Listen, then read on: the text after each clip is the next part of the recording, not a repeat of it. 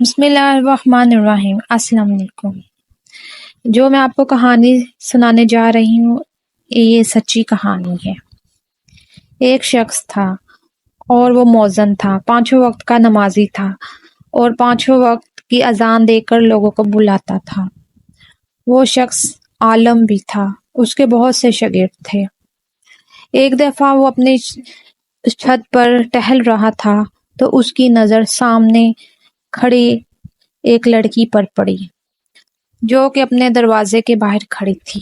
وہ اس کو دیکھ کر دیکھتا ہی رہ گیا اور دل و جان سے اس پر فدا ہو گیا۔ وہ شخص وہاں سے سیدھا اس لڑکی کے مقام پر پہنچا۔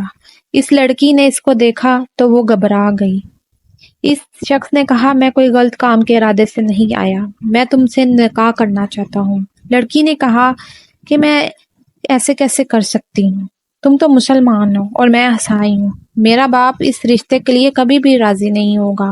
اس نے کہا، ٹھیک ہے، میں تمہارے لیے عیسائی بننے کو لیے بھی تیار ہوں۔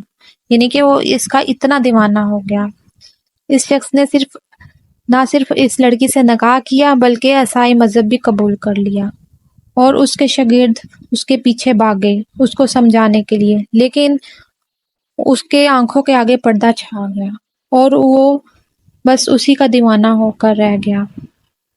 اس شخص نے اس لڑکی سے نکاح تو کر لیا، لیکن اس کے باپ نے یہ شرط رکھی کہ تم ہمارے خنزیر چرایا کرو گے۔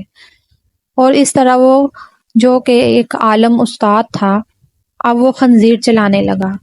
اس کے شاگرد بہت پریشان تھے، ہر وقت اس کے لیے دعائیں کرتے رہتے کہ ہمارے استاد کو کیا ہو گیا ہے، اور ہر ٹائم روتے رہتے، لیکن کوئی چارہ نہ تھا۔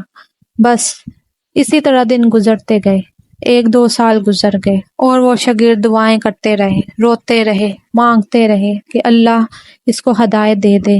یہ تو ایک مسلمان بندہ تھا، یہ کیسے عیسائی مذہب اختیار کر گیا اور اب ان کے خنزیر چرا رہا ہے۔ پھر اسی طرح دن گزرتے گئے۔ ایک دن شاگردوں کی دعا رنگ لے آئی، تو وہ خنزیر چرا رہے تھے تو اچانک ان کی نظر سامنے اپنے شاگردوں پر پڑی اور انہوں نے ان کو بلا کر کہا کہ تم کون ہو؟ جب شاگردوں نے اپنی ساری باتیں یاد دلائی تو انہیں کچھ یاد آیا اور انہوں نے کلمہ پڑھ کر سنایا۔